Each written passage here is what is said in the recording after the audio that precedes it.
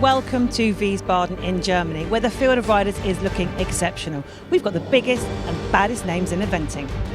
There's Chris Burton, reigning Event Rider Masters Series champion. I know what it takes to win. I'm here to defend my title. Tim Price, the newly crowned world #1 no less. That Chris Burton, he might be last year's series winner, but I'm the current world #1. And me and Wesco here, we mean business. And Ingrid Klimke, who's back here to defend her 2018 Wiesbaden title. Hang on a minute. I won here 4 times and I was on this podium last year. So bring it on. With such an exceptional lineup, who will take this year's title? This is eventing reinvented. This is the Event Rider Masters.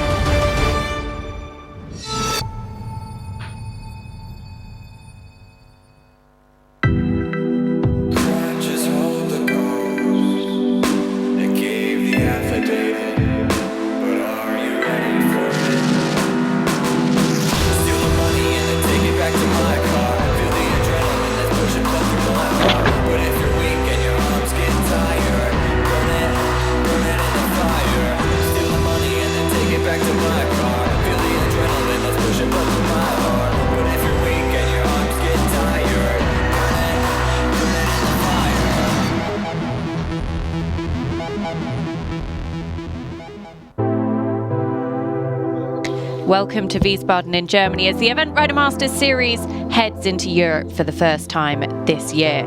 On the banks of the River Rhine, Briebisch Palace is the iconic setting for leg 2 in the series.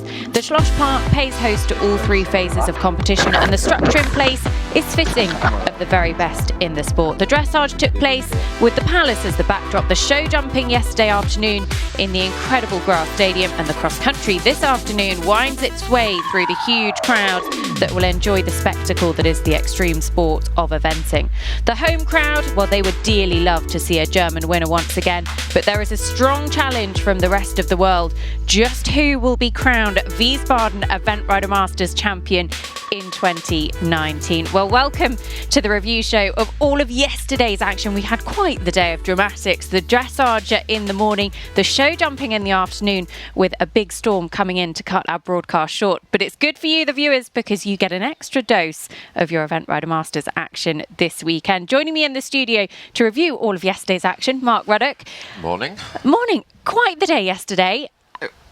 Drama through the horses, record-breaking weather, abandoned ship, and Bit of everything. Yeah. Bit of everything. Yes. Now, we're going to look at all of the action in just a moment, but in terms of this venue, we spoke a bit about it yesterday. For anybody that's not been to Wiesbaden, just set the scene for us. So, it's in the middle of a very, very big town. You drive in, you cannot believe there's going to be anything at all. You come to this amazing palace on the high street. Your hotel is next to the palace, and you walk on the banks of the River Rhine, and you walk 5 minutes into this park, and there's Grand Prix show jumping, Grand Prix dressage, hundreds of horses, and just this most amazing venue, all set in a public park. It has to be a bucket list for eventers. And it literally just pops up, doesn't it? Yeah, I mean, we arrived on Thursday, and there was not much infrastructure, and literally ferries arrive overnight, and there's just this amazing venue, isn't there? And the surfaces as well. They're all temporary. Well, just talk us about that, because they literally just appear in the days just before the event, and there's not just one of them. Well, we can see three over there and 2 behind us. They're all completely temporary surfaces on, an amazing grass, which will be cleared up by next week, and it'll be like this never happened. It's a way forward with the surfaces. The weather's been quite tricky. All the horses have had nice artificial surfaces and a lot of room as well. It is quite incredible, and it also meant that we had ideal conditions for the dressage yesterday, which took place in front of Briebisch Palace. Let's just see how the action unfolded, because my goodness, we were in for a treat. Leg 2 of the 2019 Event Rider Masters, and the world's best 15 combinations representing 6 different nations are ready to face off in Germany. This is my first Event Rider Masters of the season here at Wiesbaden. Every phase is important, and you have to nail it right the way through. I'm here to win, for sure. I love to do dressage, so for me to compete here in front of the castle I just love it. It's lovely to be back here in Wiesbaden, and he's a super jumper, this Roving the Rev, so really looking forward to tackling the 2 phases.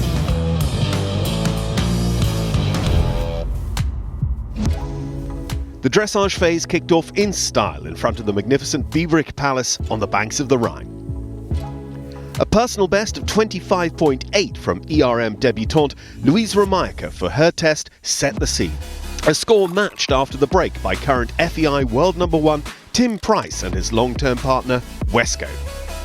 But it was the German contenders that dominated the opening phase in front of the home crowd. A typically cool test from Nickel Jung and Star Connection earned the pair 22.2 and third place at the end of the dressage. Julia Krajewski and Samurai Deto's excellent performance earned that pair 21.0 to lie in second as they chase a third successive Wiesbaden leg podium. She just keeps banging the marks out. However, it was Ingrid Klimke and SAP Hale Bob who stole the hearts of the judges and spectators alike. The question is, how low can she go? 16.4, and not only a personal best for the combination, but the new Event Rider Masters record dressage score to take the live lead going into show jumping. Oh, he was so good. I mean, he was coming in there like, here I am. I know my test in and out, so just enjoy it. You know me, I'm really ambitious. So today have a good show jumping, and then tomorrow we'll go for it.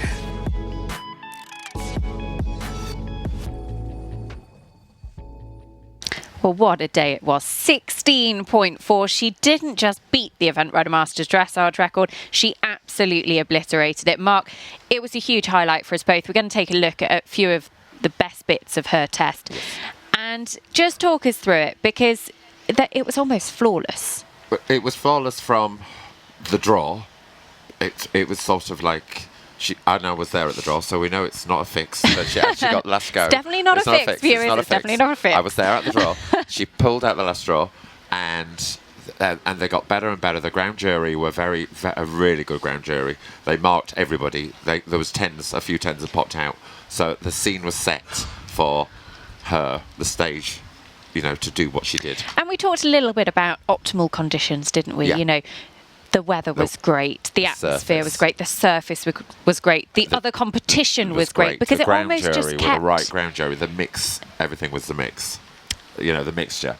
It just kept leading towards it. Well, but she started at this first halt, like coming down the centre line, and she was like, here I am, going to stand square, had them sat up waiting, and moved off and just bossed it, and throughout all the movements.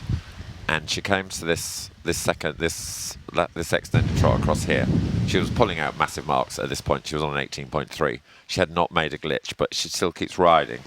And Nick himself said how brave she rode. And this is, you can see the bravery of this extended trot into this transition. So smooth, so powerful, and just so focused. And then the fly and the canter program was excellent. And her flying changes, which actually was a couple of people's weaknesses yesterday, but she just comes and she just rides forward and just gets a beautiful change in balance, and just how it should, everything was just, it was like poetry. Poetry, how dressage, and it looks so easy.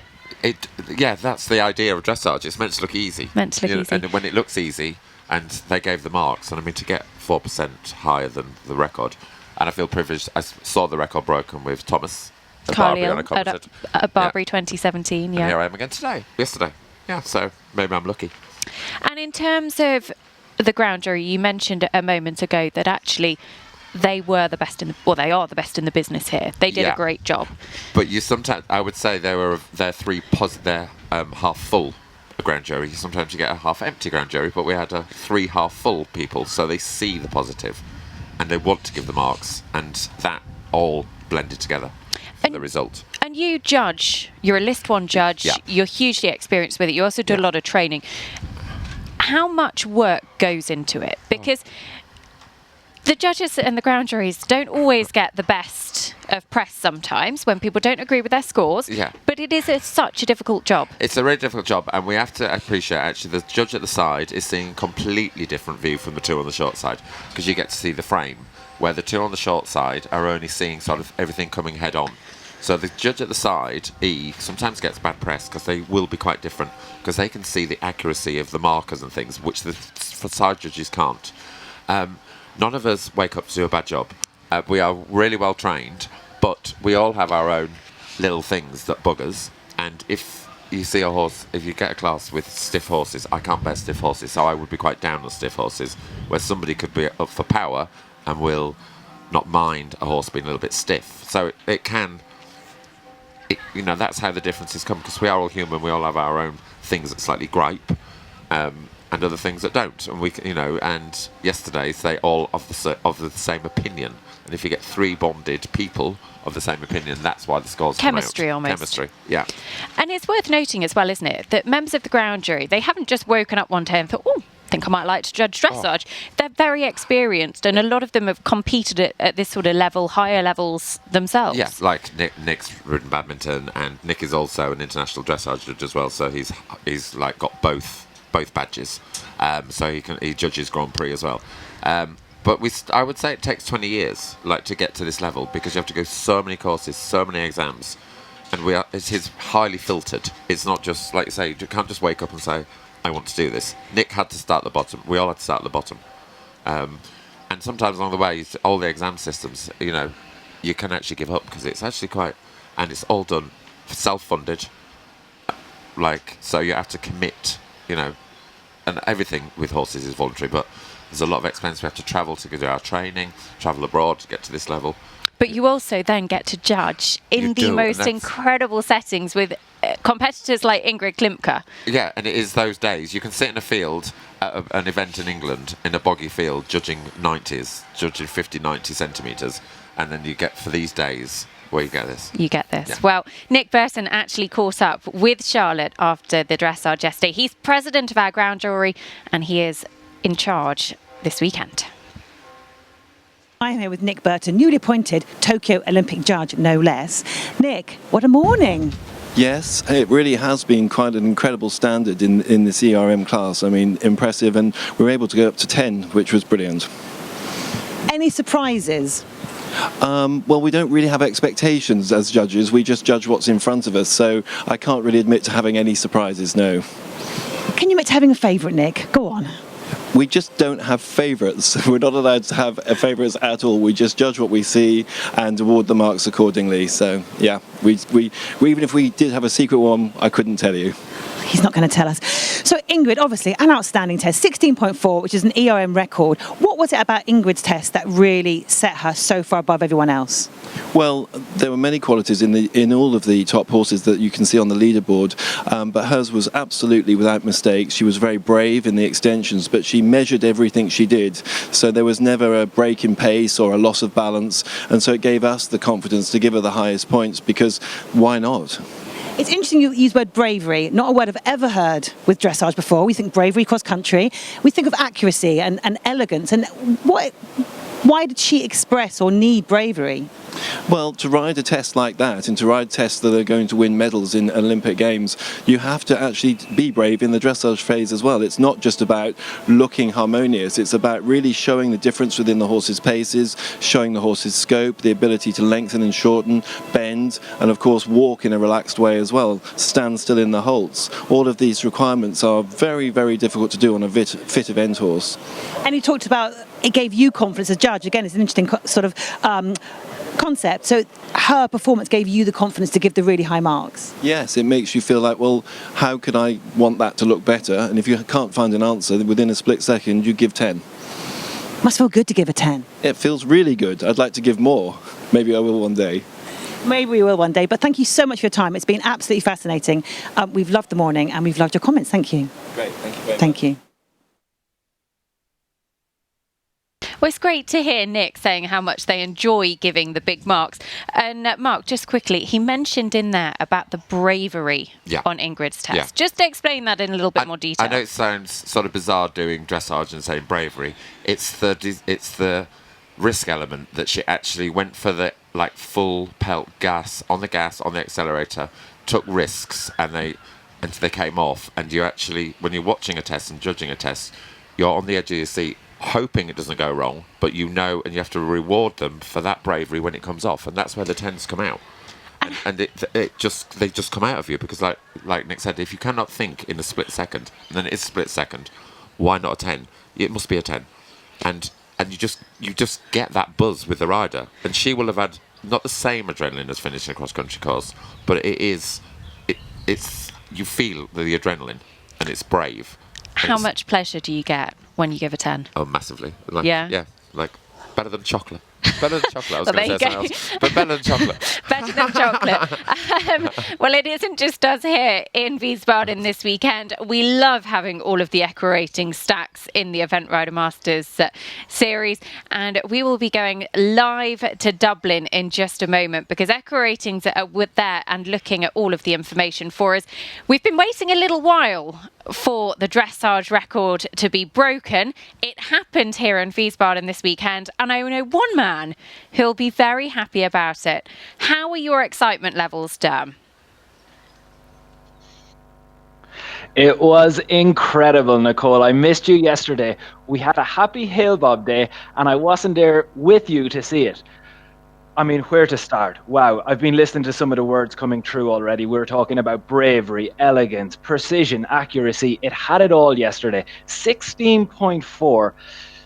I mean, yes, we're talking about the Event Rider Masters record, but let's take a look at where that sits in the pantheon of greats, because it's more than just the Event Rider Masters record. Nick said he's not allowed to have a favourite. I absolutely am, and right now she is sitting joint top of the podium in terms of the best tests we have seen at 4-star or 5-star level since 2008. Here she sits, 16.4, equal with Bettina Hoy, Senior Medicot, which was at the Europeans in Stragom, just ahead of Tom Carlile and Uppsalam. That test you'll remember from Mill Street. You know, Nicole, I could talk about Ingrid all day if you let me. I have to stop, because it wasn't just about Ingrid yesterday. It was across the field. You know, Julia is low, and it's amazing when Julia delivering a score, you know, close to 20, that it's not the headline story. But actually, when you look at what happened, this is something that Sam flagged for everybody yesterday. This was a massive quality field, 27.6. You might remember all the way back to Chatsworth 2016, the very first Event Rider Masters leg. That was just below 30 in the average. Sealer Land, Kitty King, they brought the average right down. Then go to Jardy. Do you remember 2017 when all those French riders began to deliver scores in the 20s? That was a sub-30 day. Yesterday, 27.6. We saw quality across the board, and obviously we saw the Queen, a 4-time winner. Happy Hail Bob Day, 16.4. It is brilliant to have her back. Back to the studio, Nicole. I hope you talk about her all day.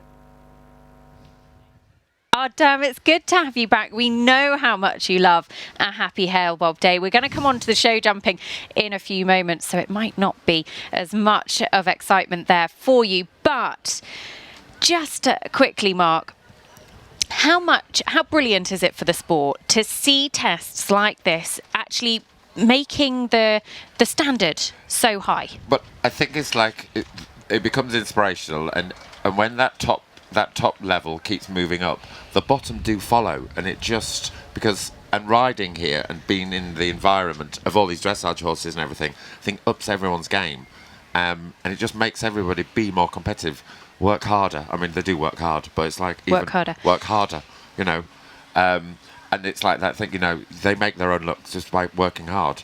And the whole thing yesterday, the riding was fantastic of everybody, the whole class.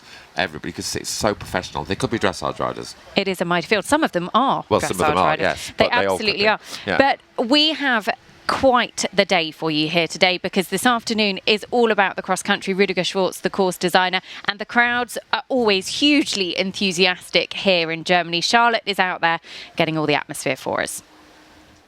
Thank you, Nicole. Well, the atmosphere is certainly building and the crowds are gathering. But they don't just come for world-class equestrian sport. They also come for some serious shopping. There are some big brands here and a lot of bling. But at the heart of Wiesbaden is the Event Rider Masters, which culminates this afternoon right here in the centre of the shopping village on this podium here behind me, where the 2019 Wiesbaden champion will be crowned.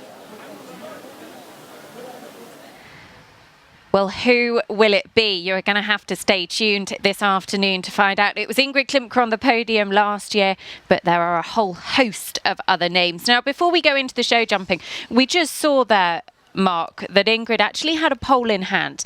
That is a huge margin nowadays, particularly with the way the dressage scoring changed last year. And I think actually the dressage scoring change last year has made it more competitive. But for her to have a lead like that in a field like this, she must have been feeling very, very comfortable, thinking one fence. But obviously, as I said, and it almost takes the pressure off her in front because the others were quite bunched. And I do think this new scoring system has made it all a little bit more exciting and actually easier for the people to understand that you take the percentage and you're left with what was left. In the olden days, no one understood that old money. So basically, if you had 70%, you end up on a 30. You end up on a 30. So if you score a 7 for every single movement in the dressage, yeah, it's 30. It's a 30. And a 7 is fairly good. It's which is that the exact definition? Fairly good. Fairly good. Okay. Yeah. What's an 8? Good. And what's a 10? Because it's not perfect. It's not perfect because what is perfect? What is perfect? So it's excellent. Okay. So, what is perfect in your eyes? It's a bit like art. You could like a piece of art and I don't like it. So in dressage is what is excellent. So excellent to me because we're never going to get perfection in everybody's eyes. It's all subjective, isn't it? Exactly. Dressage is judged by different people. It's not like you leave a fence up or you knock it down. Yeah. Now, in terms of the venue for the show jumping, obviously the dressage was in the arena in front of Briebush Palace. The show jumping, though, is in a huge grass jumping stadium. Yeah. And I think I thought it played into the dressage holds that they did dressage and then show jumped in the afternoon because they hadn't stabled overnight because we normally do dressage show jumping second day. Thought they were warmed up, but actually it didn't prove always to be. My theory was that the horses warmed up, and actually it's and they go to the grass, so they've actually not been on the grass. So again, you could say to the horses they have their warm up, but actually they've come from an artificial surface to actually warm up on grass. So you could say the horses actually have to find their feet from this. From and the morning it is an absolutely huge stadium. And it's the biggest stadium and a massive crowd around. It's like a football stadium. It is, and they're very enthusiastic, as we've said. So let's just take a look at how the show jumping action played out yesterday afternoon, because actually, if we thought the dressage was dramatic, the show jumping certainly didn't disappoint either.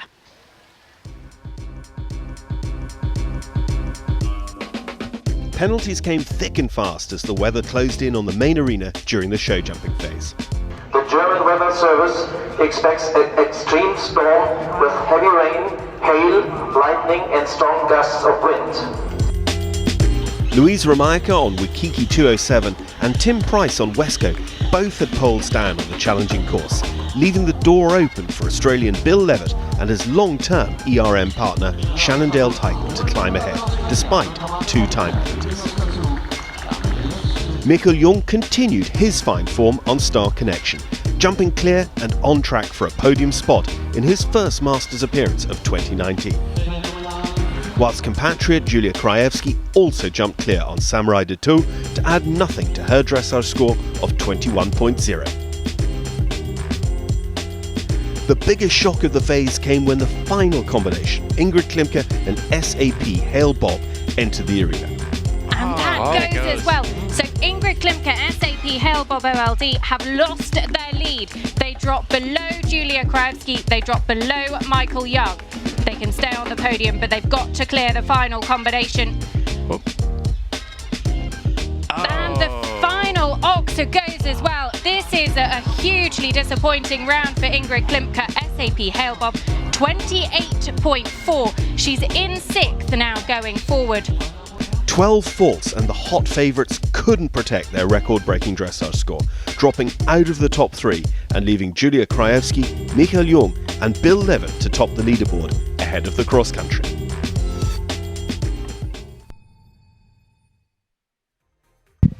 Well, let's take a look at that leaderboard after the show jumping. Julia Krajewski, Samurai de Two out in front on that score of 21.0. Then the likes of Michael Young, Bill Levitt hot on her heels. Chris Burton, the 2018 series champion as well. He is well placed in 5th at the moment. And a little bit further down, Sarah Cohen and Treason, who of course won here 2 years ago. Ludwig Svennesdahl and Stinger, disappointment with a pole down and a couple of time penalties for them, and some drama with Katja Weimann and BP Escapades round as well. She did very, very well to stay on board, having had a whoopsie at the beginning of her round. So that is the leaderboard as things stand at the moment. News has come in, though, that Julia Krajewski, Samurai Dutot have withdrawn, so they will not be going forward to the cross-country. It means that our leader will be Michael Young and Star Connection, of course, the combination who won in Jardy in 2017. The horse hasn't run at this level since Jardy. Can he top the podium here? We'll have to wait and see with this afternoon's cross-country. But Mark, just talk a little bit about the show jumping with me for a second, because Ingrid Klimke, she had a pole in hand. We all thought it was very comfortable. It was out of character and a real disappointment for her. 3 down. I think it started the first fence, and I think that even Ingrid is human. Who knew? And I think maybe slightly rattled her, thinking, "Oh, I've had my fence." I think there was a lot of atmosphere going on with all the drama of we need to get this quicker, and the show jumper was rushed around because of this storm, this massive storm warning, and as you heard on that VT. It was very dramatic. It was very dramatic. The like whole Armageddon site was evacuated by the police. Yeah. So, and I would imagine she was harassed. There could be, we don't know. We may speak to her. Mark, honestly. I'm going to allow her. I'm going to allow her to be slightly harassed by the whole situation. Ingrid is unflappable. She is so experienced. She's human. She is human, but she is Ingrid Klimke. She's a queen. But you're on a horse. You are, yes. And maybe he wanted the morning off. The afternoon off. He wanted to come back out this morning. So you never know. No. Well, it was huge drama for Ingrid, and we have to say that we'll be sad to see her a little bit further down the leaderboard going forward to cross-country. She's going to have to go pretty quickly to try and defend her title here. But we are creeping closer this afternoon to the cross-country, and there's 2 riders who are looking to climb to a podium finish. They're with Charlotte. Thank you, Nicole. Yes, we have Andreas Ossolt and Bill Levitt currently in 3rd and 2nd place. Very exciting. Andreas, coming to you first. As we have discussed, last event on Penny, it's a fairy tale ending, isn't it? You're facing, hopefully, a podium finish. Yeah, we spoke earlier about it. So my aim would be to end up on the podium. So it will be a really challenging day, because we know here in Wiesbaden the time is really the main point in the cross country. So I know Penny is not the quickest. She's a little tank, a little Terminator. But I give my best and try to bring the other under pressure. You say that she's a tank. Now it's quite a twisty, turny course. The crowds are very close. How's that going to ride for you? So that's the point. I don't expect too much trouble at the fences, but if I want to be quick, I have to slow down relatively late and speed up quickly again. And that's the point how I will come into the course and how it will work, and that makes the point if I will be quick enough or maybe a little bit too slow. Now, just 1.4, I think it is, between you guys. So bring on the competition, Bill? Yeah, it sounds like from what Andreas is saying, my fellow is similar to Andreas's. So I think the top 5 or 6, it's anyone's class. Mickey's very quick, and he's on a fast horse, so he'll be the red-hot favourite for sure. But then the ones around us might be quicker, and it's just whether, Andreas and I can go quick enough to keep in front of those ones that are all around us, which, well, I know a good few of them from the circuit in the UK and in Europe, and they are fast horses. So, but we have a chance, and that's all we're hoping. We're starting in a good position, and, we have a chance. So we'll give it our best shot. We know you will, Bill. You're a loyal competitor here at the ERM Series. You were 3rd at Oval last year, so this could be your 2nd time on the podium. How are you feeling about that prospect? Yeah, it's exciting. It's why you're here, Got all my family and friends, some in Australia, and they've been watching it, just seeing how I've been going, and it's a phase by phase, Last year I had a rail down here, which cost me dearly, so I've managed to jump clear, managed to get a slightly better dressage score. So, it's like Andreas says, we have a chance to finish on the podium, and, that's why we're here. We're here to finish on the podium, and for us to run at these sort of classes and get decent prize money, it's like it's a great thing. Of course, you've got Mickey Young. He's the main man at the moment. He's quite a different horse to your guys, is that right? How do you think he's going to ride the cross country? Yeah, he has a cat, so a quick reacting horse. So we have to see how fit he is and after the break. But it's always Michael. Michael can ride every horse and every horse quick. So we expect he will drive it home. Well, we shall see this afternoon. It's all going to unfurl. Thank you so much for your time. Thank you. No worries. Well, we've got a cat, we've got a couple of tanks coming cross-country this afternoon, but this is Shannondale Titan and Bill Levitt in their show jumping round. Now, Mark, Bill said the rail cost him last year. He wasn't making that mistake again here. No, he was very measured, wasn't it? And he rode with confidence. And a very gifted horse and rider, actually, to be fair. But it's so easy to have a rail. I mean, you can just breathe. You know, my favourite horse, Louise. I mean, she should never have had that rail, you know. But she did. She did have a rail. Well, Bill Levitt is in second, Andreas Ossolt in third, going forward to the cross-country a little bit later on. We know that the time will be tight here in Wiesbaden. It is a racetrack on the cross-country. It's so twisty and turny. The crowds get up close and personal. They're hugely enthusiastic. But both of them, make no mistake, they'll have their foot pressed firmly on their accelerators. Well, before we conclude this review show, let's take another chat with Echo Racing's Corner, because the show jumping yesterday was tough. Cross country this afternoon is going to be even tougher. Back to Derm. Show jumping was tough, but Nicole, go back to that concept of the quality of the field. Normally we see 1 in 5 at this venue, 20%. Yesterday was 40%. What the incredible one for me, Nicole, is that we had 10 combinations after 2 phases, still below 30.